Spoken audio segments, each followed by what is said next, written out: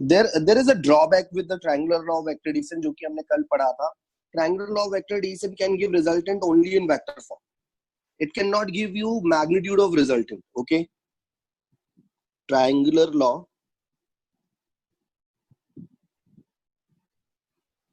of vector addition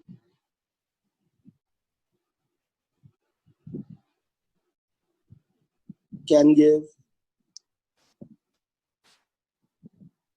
resultant only in vector form. It cannot give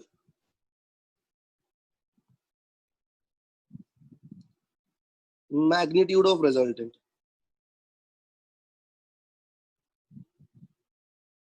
अब हम ये magnitude वगैरह की बात कर लेते हैं, ठीक है, कि ये मैग्नीट्यूड क्या होता है, डायरेक्शन कौन सी चीज होती है, बहुत मजा आने वाला है. देखो, what do you mean by magnitude of a vector.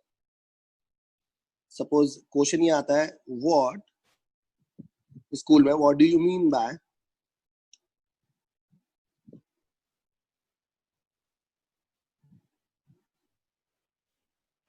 Of a vector. ठीक है, तो तुम लोग क्या करोगे, इस सवाल का जवाब देने के लिए ग्राफ बना लो. ये है y एक्सिस, ये है x एक्सिस, ये y एक्सिस. ठीक है, अब मान लो हम x एक्सिस को किससे रिप्रेजेंट करते थे, याद है ना. x एक्सिस मतलब i कैप से मल्टीप्लाई कर दो किसी टर्म में, मतलब वो x एक्सिस के अलोंग जा रहा है, और अगर j कैप से मल्टीप्लाई कर दो मतलब वो y एक्सिस के अलोंग जा रहा है. राइट, याद आया. याद रखो, अगर किसी नंबर को i कैप से मल्टीप्लाई करा मतलब वो x एक्सिस के अलोंग जा रहा है, और j कैप से मल्टीप्लाई करा मतलब वो y एक्सिस के अलोंग जा रहा है. इमेजिन आप इधर हो, ओरिजिन पे, आप 3 मीटर x एक्सिस के अलोंग चले तो हो गया 3i कैप, o से a तक चले. तो जो वेक्टर है OA. वेक्टर OA बराबर क्या लिखोगे आप, 3 लिखोगे या 3i कैप लिखोगे. 3i कैप लिखोगे. इसके पास क्या क्या है, इसके पास दो चीज है, मैग्नीट्यूड है एंड डायरेक्शन है ना. डायरेक्शन का काम कौन कर रहा है, डायरेक्शन दिखाने का काम कौन कर रहा है, आई कैप. और मैग्नीट्यूड दिखाने का काम कौन कर रहा है, 3. तो मैग्नीट्यूड दिखा रहा है 3 और आई कैप दिखा रहा है डायरेक्शन. याद रखोगे. अगर मुझे सिर्फ मैग्नीट्यूड चाहिए तो वो कितना है, if I talk about only magnitude, what is it. Okay, only magnitude की बात करूं तो 3 है, मैग्नीट्यूड 3 है, और डायरेक्शन है आई कैप फिलहाल. राइट. अब मान लो तुम 3 मीटर एक्स एक्सिस के अलोंग चलने के बाद 4 मीटर वाई के अलोंग चल गए. अभी आसान एग्जांपल ले रहे हैं, धीरे धीरे हम लेवल बढ़ाएंगे. और तुम वेक्टर बी तक पहुंच गए, ए से बी तक, पॉइंट बी तक पहुंच गए. ठीक है, अब एक बात बताओ, तुम्हारा डिस्प्लेसमेंट कितना है with respect to origin. What is your displacement vector क्या है आपका डिस्प्लेसमेंट 5, लेकिन डिस्प्लेसमेंट वेक्टर क्या है, 3i cap plus 4j cap. कैसे करा, बोलो. Triangular law of vector addition से किया. कैसे, triangular law of vector addition से. अगर आप अपने सीधे हाथ की उंगलियां घुमाएंगे तो आपकी सीधे हाथ की उंगलियां 3i और 4j को सपोर्ट करेंगी, लेकिन वेक्टर OB को सपोर्ट नहीं करेंगे. वेक्टर OB कैसे लिखेंगे हम, कोई बताना चाहेगा. हम क्या करेंगे, OA को और AB को जोड़ देंगे और OB को घटा देंगे, बराबर 0. कल भी किया था ये. तो वेक्टर OB आ जाएगा, OB को उस तरफ ले जाओ तो वो प्लस हो जाएगा, OA प्लस AB. राइट, कठिन तो नहीं लग रहा. तो वेक्टर OB आ गया 3i प्लस 4j. अब इसके पास क्या क्या है, वेक्टर OB के पास क्या क्या है बच्चों, सिर्फ मैग्नीट्यूड है या सिर्फ डायरेक्शन है, या मैग्नीट्यूड और डायरेक्शन दोनों है, दोनों है. Vector OB has magnitude and direction both. अब अगर मैं आपसे बोलूंगा मुझे OB का सिर्फ मैग्नीट्यूड दे दो तो क्या बोल दोगे तुम लोग, 5. Very good. 3i प्लस 4 जे कैप। तो मैग्नीट्यूड ऐसे दिखाते, देख श्रुति, एक तरीका है हर चीज का, एक स्टाइल है। जैसे इसके पास अभी मैग्नीट्यूड और डायरेक्शन दोनों है, and direction both, it has magnitude direction both. तो ओनली मैग्नीट्यूड ऑफ वेक्टर ओबी कैसे निकालेंगे, आगे से याद रखना, मैग्नीट्यूड ऑफ वेक्टर ओबी ऐसे निकालते हैं, उसको ऐसे निकालते हैं, दो दो ऐसे लाइन खींच देते हैं, इसको बोलते हैं मैग्नीट्यूड ऑफ वेक्टर ओबी, ठीक है। और ये होता है अंडर रूट आई के कोफिशिएंट का स्क्वायर प्लस जे के कोफिशिएंट का स्क्वायर। आई का कोफिशिएंट क्या था, आई का कोफिशिएंट था 3 बच्चों, आई का कोफिशिएंट था 3, 3 का स्क्वायर प्लस जे का कोफिशिएंट 4, 4 का स्क्वायर, तो कितना आ गया 5। तो मैग्नीट्यूड समझ में आया। Suppose you have a vector, suppose we have a vector R vector, इसकी वैल्यू है A I plus B J, इसका मैग्नीट्यूड निकालो, what is magnitude of this vector. ऐसे दो लाइन खींचोगे, under root A square plus B square. Very good, इसको ऐसे magnitude ऐसे लिखते देवराज, ठीक है, मैग्नीट्यूड ऑफ आर वेक्टर, ऐसे दो लाइन खींच देते हैं, और under root square of coefficient of Y plus square of coefficient of J, ठीक है। तो इसके पास क्या क्या है अभी, इस वेक्टर के पास मैग्नीट्यूड और डायरेक्शन है, और ये सिर्फ मैग्नीट्यूड है ना। अब तुम लोग के मन में ये सवाल आ रहा होगा कि सर अकेला मैग्नीट्यूड तो आपने कर दिया, इसके पास मैग्नीट्यूड और डायरेक्शन दोनों है, magnitude and direction both, and this is only magnitude. क्या ऐसा पॉसिबल है कि सिर्फ डायरेक्शन मिल जाए, क्या ऐसा पॉसिबल है कि सिर्फ डायरेक्शन मिल जाए, सोचो, पॉसिबल है। उसके लिए हमें सीखना होगा यूनिट वेक्टर, ओके। हमारा अगला सवाल है, what is a unit vector, unit vector क्या होता है, and what is use of it, what is use of unit vector, use of unit vector. तो आप आंसर में आप आपके पास है कोई जवाब, नाम से आपको कुछ समझ आ रहा है, what is unit vector, anyone want to give answer. सिर्फ मैग्नीट्यूड होगा, सिर्फ मैग्नीट्यूड होगा या सिर्फ डायरेक्शन होगा, सिर्फ नाम में तो डायरेक्शन होगा। हाँ, direction.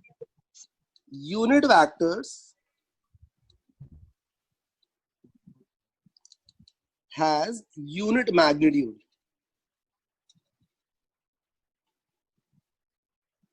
They are used to show direction only, है ना। They are, unit vector has unit magnitude, they are used to show direction only. Suppose we have a vector r, suppose we have a vector r vector that is equal to a cap, sorry, that is equal to, sorry, suppose it is equal to ai plus bj। हमारे पास एक vector है जो कि है A I plus B जे, ठीक है। तो unit vector along R vector, along vector R निकालने के लिए क्या करोगे, वेक्टर को उसके खुद के मैग्नीट्यूड से डिवाइड कर दोगे, right. To find unit vector along a vector, divide that particular vector by its own magnitude. कैसे, R cap is equal to R vector divided by magnitude of R vector. तो ये are cap क्या है, ये क्या represent करता है, unit vector. This is how we represent a unit vector, by a cap, and this is r vector, this is main vector, and this is magnitude of vector. तो vector के पास क्या क्या होता है, बोलो, वेक्टर के पास क्या क्या होता है, बोलो, वेक्टर एंड डायरेक्शन। और तुमने काहे से डिवाइड कर दिया, मैग्नीट्यूड। तो बचा क्या बेचारे के पास, बचा क्या बेचारे के पास, डायरेक्शन। तो वेक्टर क्या है, ए आई, वेक्टर है A I plus, sorry pen stop working,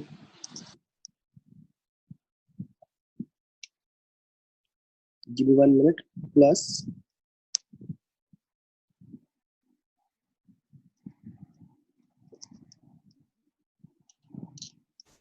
give me 1 minute बच्चों.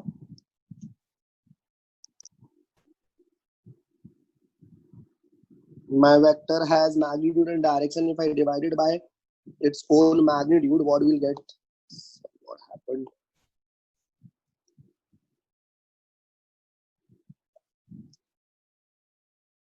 एक मिनट बच्चों. हाँ,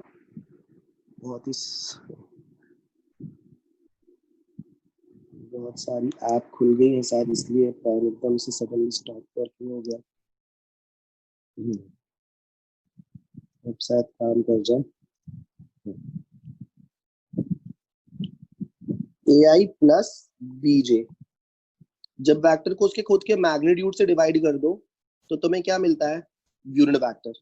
तो यूनिट वेक्टर आ गया AI plus BJ divided by under root A square plus B square. समझ गए? तो जब किसी वेक्टर को उसके खुद के मैग्नीट्यूड से डिवाइड कर देते हैं तो हमें मिल जाता है क्या? Unit vector. तो यूनिट वेक्टर का काम क्या है? ये सिर्फ डायरेक्शन बताता है. ठीक है, तो देखो आपसे सवाल क्या पूछा गया था कि what is a unit vector. तो आपने जवाब क्या लिखा? यूनिट वेक्टर वो वेक्टर है जिसका मैग्नीट्यूड यूनिट होता है और इनका काम सिर्फ डायरेक्शन देना होता है. फिर हमने उसको मैथ्स की मदद से समझाया कि सपोज हमारे पास एक वेक्टर है AI प्लस BJ, तो यूनिट हमें R के अलोंग यूनिट वेक्टर चाहिए, तो हमने क्या करा? R को उसी के मैग्नीट्यूड से डिवाइड कर दिया तो हमें यूनिट वेक्टर मिल गया. एक अलग स्टाइल है यूनिट वेक्टर को दिखाने का, वो स्टाइल है कैप लगा के. ठीक है, some other example of unit vector.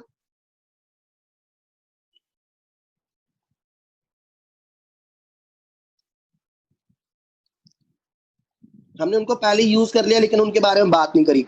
I cap, J cap और के कैप, ये तीनों यूनिट वेक्टर हैं और ये डायरेक्शन बताते हैं. आई कैप किसका डायरेक्शन बताता है? Positive x axis, positive x axis का. जे कैप डायरेक्शन बताता है पॉजिटिव वाई एक्सिस का. तो फिर के कैप किसका बताएगा? पॉजिटिव जेड एक्सिस का. समझ गए? तो इस तरह से आई, जे और के की वैल्यू 1 होती है. इसका ये फायदा होता है स्टूडेंट, मान लो तुम एक्स एक्सिस की तरफ 3 मीटर चले. ठीक है ओम, तुम एक्स एक्सिस की तरफ 3 मीटर चले, उसमें आई का मल्टीप्लाई कर दो. आई का मल्टीप्लाई कर दो तो आई की वैल्यू तो 1 है. किसी का भी 1 से मल्टीप्लाई करो तो उसकी वैल्यू पे फर्क नहीं पड़ता है. यही फायदा होता है हमें कि एक तो डायरेक्शन मिल जाता है और उसकी वैल्यू का फर्क नहीं पड़ता. हमेशा याद रखो किसी भी यूनिट वेक्टर का मैग्नीट्यूड क्या होता है? किसी भी यूनिट वेक्टर का मैग्नीट्यूड क्या होता है? 1. ठीक है, और मैग्नीट्यूड कैसे निकालते हैं? Under root square of coefficient of I plus square of coefficient of J. अगर तुम्हें भरोसा नहीं है तो अपन इसका मैग्नीट्यूड निकाल के देख सकते हैं. आर कैप का मैग्नीट्यूड निकाल के देख सकते हैं. 1 upon under root A square plus B square पहले से है तो इसको लिखा रहने दो. एंड इसका मैग्नीट्यूड निकाल दो under root square of coefficient of I plus square of coefficient of J. देखो 1 आ गया 1. हमेशा याद रखो किसी भी यूनिट वेक्टर का मैग्नीट्यूड हमेशा 1 होता है ना. तैयार अगले सवाल के लिए? देखो अगला सवाल आपसे क्या बोल रहा है? Find unit vector along given vectors. तो मान लो तुम्हारे पास एक वेक्टर है, वेक्टर A, जिसकी वैल्यू है 3i plus 4j plus 12k. इसके अलोंग यूनिट वेक्टर निकालो. कैसे करोगे? फॉर्मूला बोलो. फॉर्मूला क्या है? ए कैप बराबर ए वेक्टर अपॉन इट्स मैग्नीट्यूड, है ना बच्चों? ये ना फॉर्मूला, किसी वेक्टर को उसके खुद के मैग्नीट्यूड से डिवाइड कर दो यूनिट वेक्टर आ जाता है. ए वेक्टर है 3i plus 4j plus 12k. देखो सिंसियरिटी के साथ, डिसिप्लिन के साथ पढ़ाई करनी होगी. आप जिस रूम में बैठे वहां पे किसी तरह की बातचीत नहीं होनी चाहिए, टीवी नहीं चलनी चाहिए, आपके भाई बहन दूर रहने चाहिए, तभी पढ़ाई हो पाएगी. चलो मैग्नीट्यूड ऑफ वेक्टर ए कैसे निकालोगे भाई?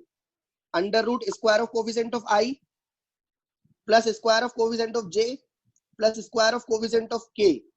तो कितना आ गया? 9 प्लस 16 प्लस 144. तो ये आ जाएगा अंडर रूट 169 जो कि है 13 के बराबर। ये लो आ गया आपका यूनिट वेक्टर। समझ आया?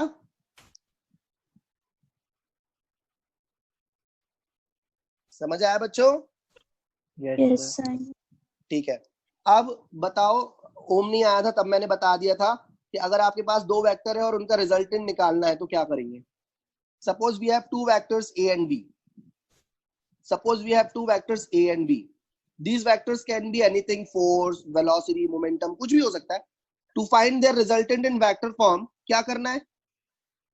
क्या करना है? डायरेक्टली ऐड करना है। ऐड करना है। बहुत ध्यान से सुन लो तीनों बच्चों, किन्हीं भी दो वेक्टर का रिजल्टेंट निकालना है वेक्टर फॉर्म में, डायरेक्ट ऐड करो, सोचना नहीं है ज्यादा। तो resultant of vector A and B is A plus B. ठीक है, resultant of vector A and B is A plus B. बिल्कुल सोचना ही नहीं है, ज्यादा टाइम ही नहीं लगाना है। ठीक है, टेंशन लेनी नहीं, टाइम है ही नहीं अपने पास। ठीक है, अब देखो मैं तुम लोगों को एक सवाल दे रहा हूं, होपफुली तुम लोग से बन जाएगा। सवाल ये है, find unit vector along resultant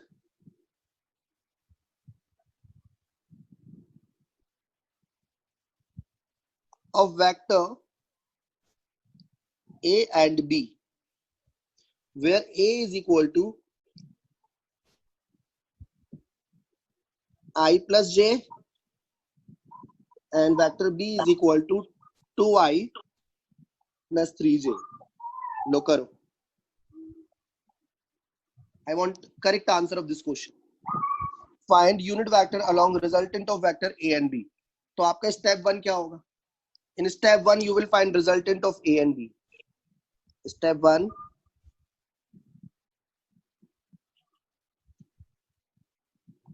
find resultant of vector A and B. तो कैसे निकालेंगे वेक्टर का रिजल्टेंट? कैसे निकालेंगे भाई? दोनों का सम करके। Very good. Resultant of A and B, resultant of A and B is vector A plus vector B. Priyank सुन लो, अगर दो वेक्टर है और उनका रिजल्टेंट निकालना है तो उनको डायरेक्ट जोड़ दो। ए की जगह लिखूंगा आई कैप प्लस जे कैप, बी की जगह लिखूंगा 2i cap plus 3j cap. ठीक है देवराज? Yes sir. तो हमारा जो सम है वो ये आ गया है ना। तो ये हो गया resultant of A and B. अच्छा, उसने क्या पूछा? क्या है उसने पूछा है कि find unit vector along resultant of A and B. अब मैं यूनिट वेक्टर कैसे निकालूं? बहुत आसान है, किसी वेक्टर को उसके खुद के मैग्नीट्यूड से डिवाइड कर दो तो यूनिट वेक्टर आ जाता है। राइट, कर दो divide. Step 2, finding unit vector. Step 2 में क्या करना है? फॉर्मूला लगा देना है। किसी वेक्टर के यूनिट वेक्टर निकालने के लिए आप उसको उसके खुद के मैग्नीट्यूड से डिवाइड कर दो। तो हम a प्लस बी का मैग्नीट्यूड निकालते हैं। a प्लस बी का मैग्नीट्यूड ऐसे दिखाएंगे, बताओ क्या आएगा? अंडर रूट 3 का स्क्वायर प्लस 4 का स्क्वायर, जो कि आ जाएगा 5। राइट, तो अब a प्लस बी पूरे का कैप बराबर a vector a plus vector b divided by इसका मैग्नीट्यूड। कितना आ जाएगा जल्दी बताओ? 3i plus 4j divided by 5।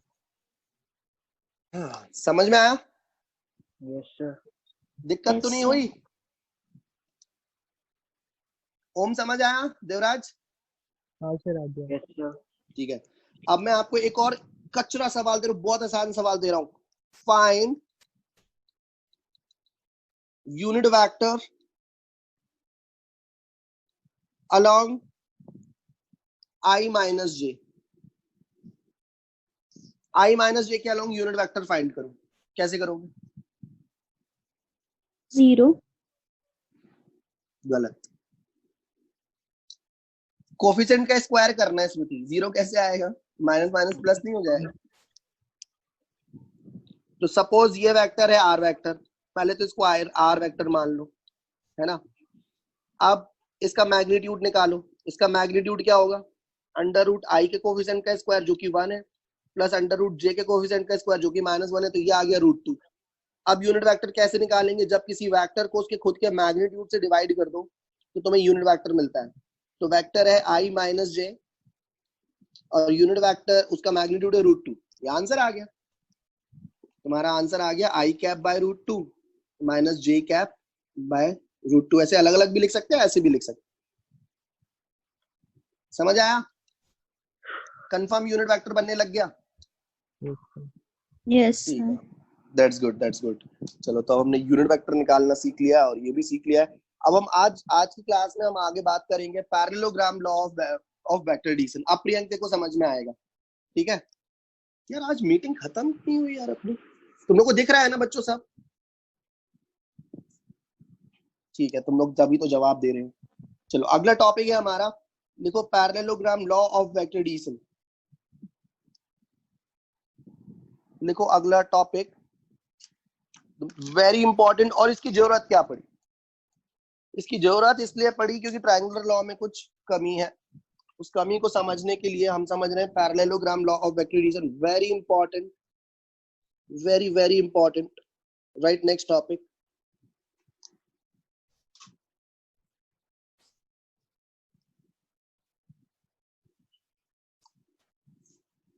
School में आएगा ही आएगा,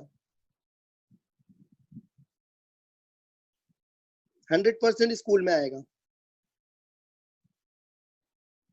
parallelogram law of vector addition. Very important. पहले तो हम इसकी बात करें, इसकी जरूरत क्या पड़ी। जब हमारे पास triangular law of vector addition था तो इसकी जरूरत क्या पड़ी? There was a problem with triangular law of vector addition कि वो रिजल्टेंट सिर्फ वेक्टर फॉर्म में देता था। ठीक है, लिख देते हैं triangular law of vector addition used to give resultant only in vector form. Triangular law of vector addition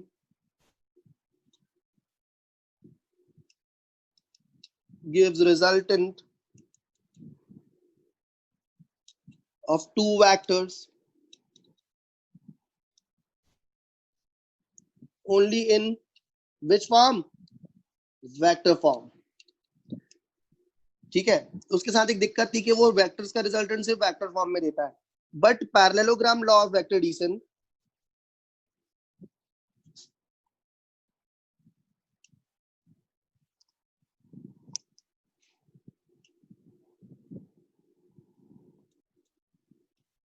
of vector addition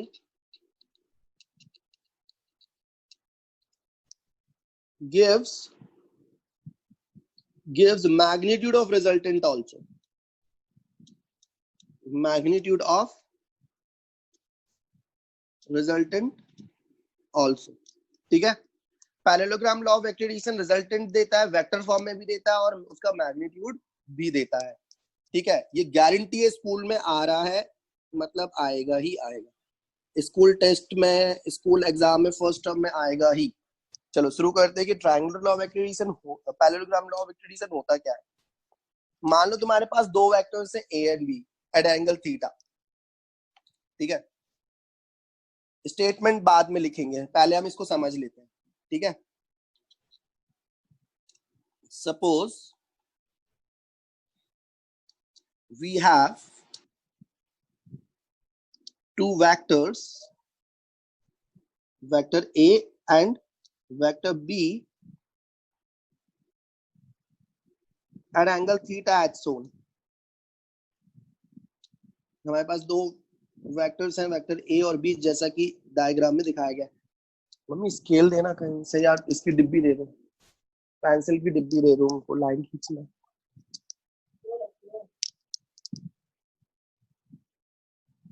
Give me 1 minute students। ये मान लो आपका वेक्टर A है, suppose this is vector A।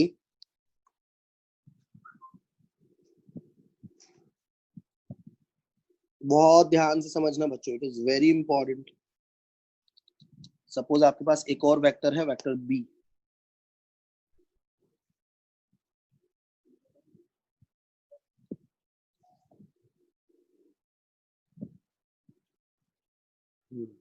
ये green colour से हमने बना दिया vector B। Vector A और B के बीच का एंगल मान लो थीटा है। ठीक है, तो आप क्या करो, एक पैरेललोग्राम बना दो। अब आप बोलोगे पैरेललोग्राम कैसे बना दें? बहुत आसान है, ए को उसके खुद के पैरेलल डिस्प्लेस कर दो, ए को ए के पैरेलल एक और ए बना दो। देखो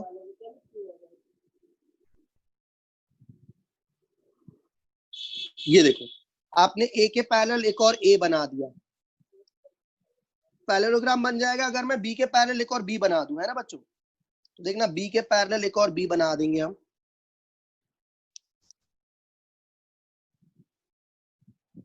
बी के पैरेलल एक और बी बना दिया हमने, तो ये देखो पैरेललोग्राम बन गया पूरा पूरा, एकदम परफेक्ट पैरेललोग्राम दिखेगा आपको,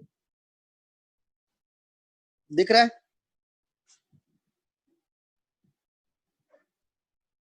ओके, तो अब इस पैरेललोग्राम का वो डायगोनल जो दोनों वेक्टर की कॉमन टेल से शुरू हो रहा है, कहाँ है कॉमन टेल, वेक्टर ए और बी की कॉमन टेल दिख गई, कॉमन टेल दिख गई। Yes sir. Okay, common tail से शुरू होने वाली लाइन, शुरू होने वाला डायगोनल ए और बी का रिजल्टेंट देगा। कॉमन टेल से देखो दो डायगोनल बन जाएंगे ना, लेकिन वो डायगोनल जो कॉमन टेल से शुरू हो रहा है वो रिजल्टेंट देगा। ये हमने बना दिया रिजल्टेंट, कॉमन टेल से शुरू हुआ था ये। अब तुम लोग बोलोगे सर क्या नया है, ट्रायंगुलर लॉ ऑफ एक्रेडिशन ही तो लगा दिया। हाँ, ट्रायंगुलर लॉ ऑफ एक्रेडिशन ही लगा दिया, बस दिखने में पैरेललोग्राम जैसा है। तो अब इसमें ऐसा क्या फायदा हुआ कि ये रिजल्टेंट का मैग्नीट्यूड भी देगा, मैं बताऊंगा आपको, थोड़ा सा पेशेंस रखो।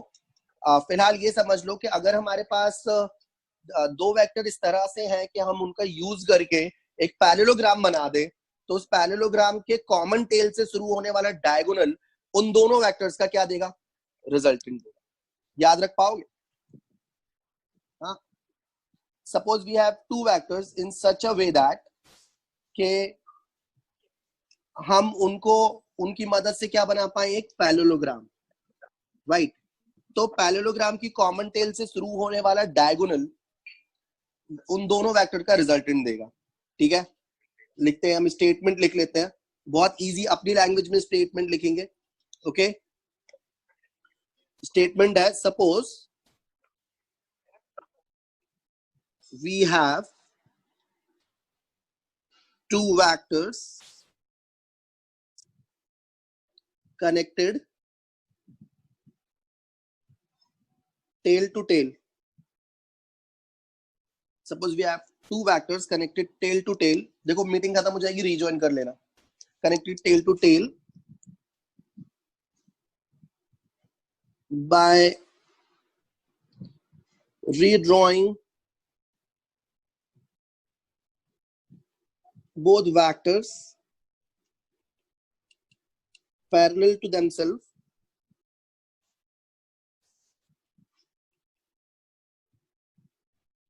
if we make a parallelogram. Now we want magnitude of resultant. Magnitude of resultant means length of C. कैसे निकाले C की लंबाई भाई?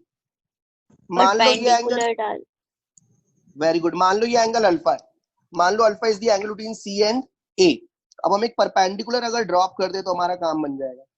चलो परपेंडिकुलर ड्रॉप कर देते हैं, ये कलर अच्छा रहेगा। हम इस टिप से एक परपेंडिकुलर ड्रॉप कर देते हैं जिससे हम फाइनली पाइथागोरस थ्योरम लगा पाए। Let's drop a perpendicular here, ठीक है। और वेक्टर ए को थोड़ा आगे बनाना पड़ेगा, अभी डार्क ग्रीन कलर यूज कर लेते हैं। ये समझ गए? तब आपको एक राइट एंगल ट्रायंगल दिख रहा होगा, राइट। ए और बी के बीच का एंगल थीटा है, और ये एंगल भी थीटा ही होगा फिर, क्योंकि बी को उसके खुद के पैरेलल बनाया था। ए और बी के बीच का एंगल इधर थीटा है, तो बी को जब आप आगे बनाओगे तभी वो एंगल थीटा ही रहेगा ना। ये समझ आया कि नहीं कि ये थीटा क्यों आया? ये समझ आया? आ गया। Yes sir. आ गया। तो अब एक बात, अब एक ट्रायंगल साइड में बना लेते हैं, ये वाला ट्रायंगल। ये जो अलग से अपन को दिख रहा है ना, उसको अलग से बना लेते हैं। ये हो गया बी, ये हो गया बी, ये बेस वाली लाइन हो गई, और ये परपेंडिकुलर वाली लाइन हो गई। ठीक है, अब इस ट्रायंगल में बताओ बेस का साइज कितना है? ये साइज कितना है और ये साइज कितना है? याद करो, B साइन cos थीटा क्या? theta, B sin theta. Very good. Sine theta होता है परपेंडिकुलर अपॉन हाइपोटेनस, है ना? तो ये हो गया, पर एंगल के सामने वाली साइड होती है परपेंडिकुलर और साथ वाली साइड होती है बेस, ठीक है? तो परपेंडिकुलर की वैल्यू आ गई h साइन थीटा, और h क्या है? h है b के बराबर, तो परपेंडिकुलर की वैल्यू आ गई b साइन थीटा। समझ में आया देवराज? ओम समझ आया? और yes sir. Cos cos theta क्या होता है? बेस अपॉन हाइपोटेनस होता है, राइट? अब यहाँ पे बेस अपॉन हाइपोटेनस होता है। हाइपोटेनस किसके बराबर है? b के बराबर है, तो बेस आ गया b cos थीटा, बेस आ गया b cos थीटा, और परपेंडिकुलर आ गया b sin थीटा। तो अब मैं इधर लिख रहा हूं, बहुत ध्यान से देखना, ये लंबाई क्या हो गई? ये लंबाई हो गई b cos theta. Do you agree? और ये लंबाई हो गई, ये लंबाई क्या हो जाएगी boys? b sin sine theta. Theta. तो तुम लोग को अब एक ट्राइंगल दिख रहा होगा, राइट एंगल ट्राइंगल दिख रहा है, right angle triangle. Yes sir. उस राइट एंगल ट्राइंगल में पाइथागोरस थ्योरम लगा दो जल्दी से। ये और ये, देखो मैंने येलो से उसको अंडरलाइन किया है। आपको एक राइट एंगल ट्राइंगल दिख रहा है, उसमें पाइथागोरस थ्योरम लगा दो। कैसे लगाओगे? हाइपोटेनस का स्क्वायर, है ना, इज इक्वल टू परपेंडिकुलर का स्क्वायर प्लस बेस का स्क्वायर। तो बेस का साइज तो बताओ जरा। A बेस plus का B size, cos theta. Correct, base का साइज है a plus B cos theta. Base का साइज आ गया a plus B cos theta, और हाइपोटेनस परपेंडिकुलर का साइज है ये आपके पास। तो using Pythagoras theorem we can find length of C. अब लेंथ ऑफ सी को ऐसे मत लिख देना सी वेक्टर बराबर, ये गलत है। परपेंडिकुलर का स्क्वायर प्लस बेस का स्क्वायर, तो a plus B cos theta का square plus B sine theta का स्क्वायर। बताओ क्या छोटी सी कमी दिख रही है आपको इधर पे? सी वेक्टर लिखना चाहिए या मॉड लगाना चाहिए? बोलो, मॉड लगाना चाहिए कि नहीं? Mod लगाना चाहिए. हाँ, because we are talking about magnitude of resultant. अच्छा, सी की जगह, मॉड ऑफ सी की जगह आप mod of A plus B तो लिख सकते हैं ना। मॉड ऑफ सी मतलब mod of A plus B, एक ही बात है कि नहीं? Yes sir. Yes sir. याद रखना, बहुत अच्छे से याद रखना। This is not resultant, this is magnitude of resultant. What is represent? Magnitude of resultant. बहुत इंपॉर्टेंट है ये शब्द। C represent magnitude of resultant. अब इसको हम सॉल्व कर दे, बहुत आसान है तुम लोग के लिए। ए प्लस बी का होल स्क्वायर लगा दो। ए प्लस बी का होल स्क्वायर देगा आपको ए का square plus B cos theta का स्क्वायर, तो B square cos square theta plus 2ab, तो 2ab नहीं है वो, बी कॉस थीटा है पूरा, plus B square sine square theta. Priyanka, are you there? Yes sir. Okay, कठिन तो नहीं लगा अभी तक कुछ भी? समझ आ रहा है बच्चे पैरेललोग्राम वाला कि नहीं आ रहा है? आ रहा है सर। आ रहा है ना? प्रियंक से पूछ रहा हूँ। प्रियंक क्या वीआईपी स्टूडेंट है मेरा। प्रियंक समझ आ रहे हैं बच्चे? हाँ। कोई भी डाउट हो पूछ लेना, है ना? अब हाँ। प्रियंक एक काम कर, B square cos square theta और B square sine square theta को एक साथ लिख दे। A square plus B square cos square theta plus B square sine square theta plus 2ab cos theta. अब यहां से क्या कॉमन ले सकते हैं? सिर्फ इन दोनों से बी स्क्वायर कॉमन ले सकता हूँ। Yes sir. और तुम लोग समझ गए होगे कि क्यों ले रहा हूं, जिससे sign square theta plus cos square theta क्या बन जाए? 1। आपको पता होगा कि cos square theta plus sign square theta 1 होता है, प्लस 2ab कॉस थीटा, तो ये हो जाएगा 1। तो आपका एक्सप्रेशन बहुत छोटा सुंदर सिंपल हो जाएगा, A square plus B square plus 2ab cos theta. ये क्या मिल गया? Magnitude of C. Magnitude of C मतलब मैग्नीट्यूड ऑफ रिजल्टेंट। ये क्या बताओ, ट्रायंगुलर लॉ ऑफ एक्टिविटीशन आपको ये देता था? नहीं देता था। ट्रायंगुलर लॉ ऑफ एक्टिविटीशन आपको रिजल्टेंट सिर्फ वेक्टर फॉर्म में देता था। अब आपको रिजल्टेंट वेक्टर में भी मिल गया और मैग्नीट्यूड में भी मिल गया, राइट? अब आप पूछो ये थीटा क्या है? What is this theta Priyank? Theta किस किस के बीच का एंगल था? वेक्टर ए और vector B. Very good. Theta vector A और वेक्टर बी के बीच का एंगल था। ठीक है, प्रियंक तुमसे पूछा था where theta is angle between vector A and vector B. कोई डाउट तो नहीं इसमें? No sir. So this is how we can find magnitude of resultant. तो हमेशा याद रखो, कभी भी प्रियंक याद रखना, कभी भी तेरे को ये मिल जाए c बराबर a प्लस बी मिल जाए और फिर तुमसे बोले कि c का मैग्नीट्यूड बताओ या a प्लस बी का मैग्नीट्यूड बताओ, तो क्या लिख दोगे? तुम लिख दोगे under root a square plus b square plus 2ab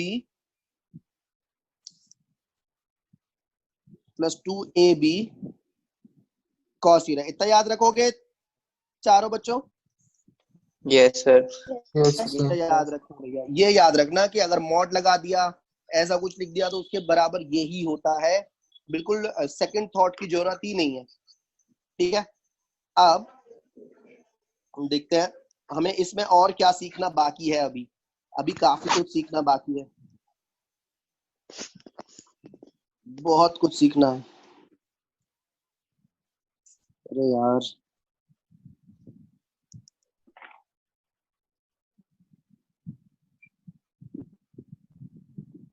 ये डायग्राम फिर से कट करके मैं नीचे ले आऊंगा।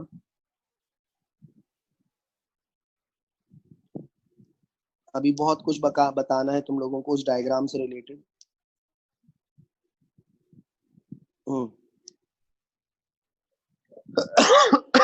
बच्चों तुम बताओ ये अल्फा किस किस के बीच का एंगल है? अल्फा रिजल्टेंट और वेक्टर ए के और बीच। Vector A. Correct, is angle between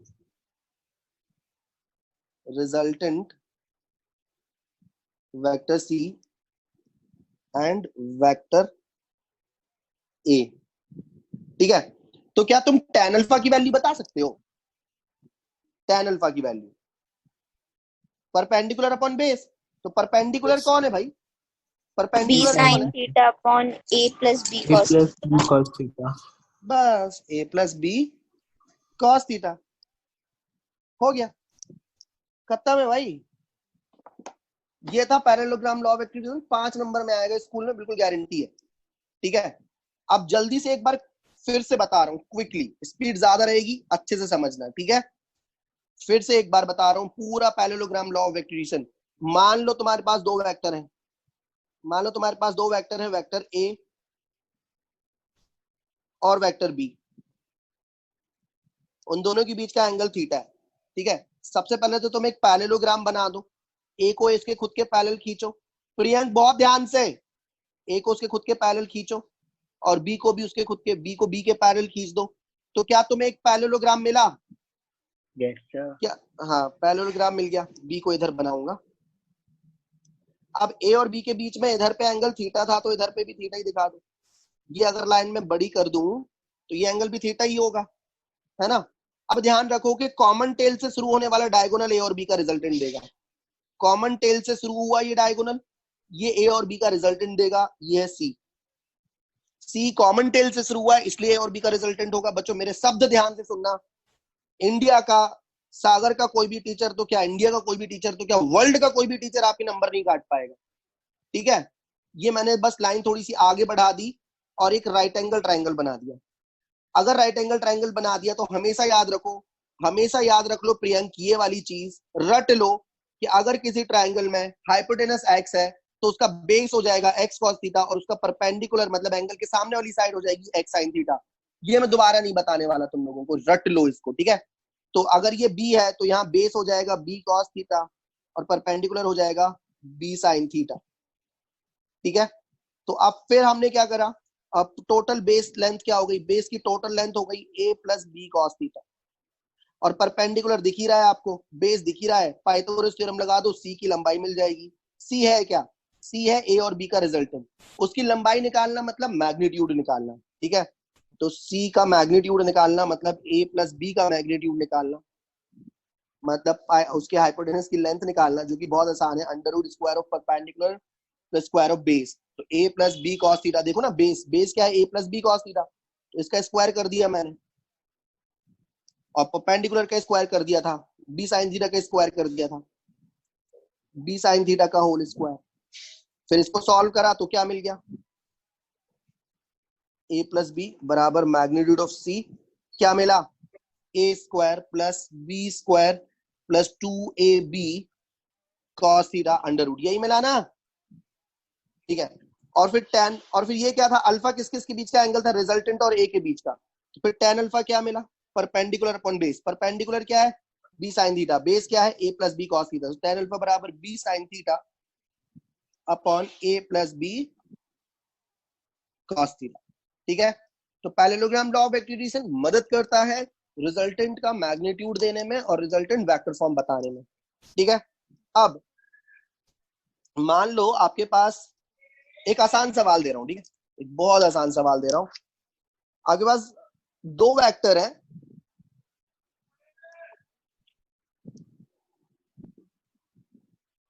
the resultant of two vector of magnitude 2a and root 2a is, लिखो अगला question, the resultant of two vectors